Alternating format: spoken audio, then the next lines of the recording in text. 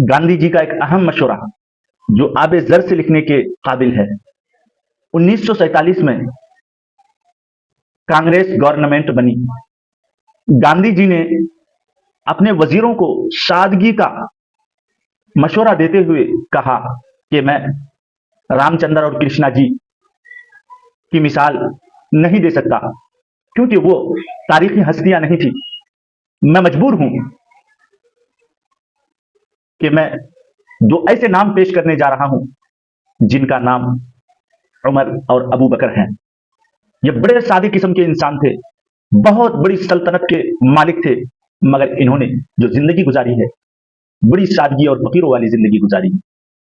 काबिल मुबारकबाद है मुसलमान, जिस मजहब के लीडरों की गवाही गैर भी दे रहे हैं, आज हम उनकी पैरवी करने में गुरेज करते हैं।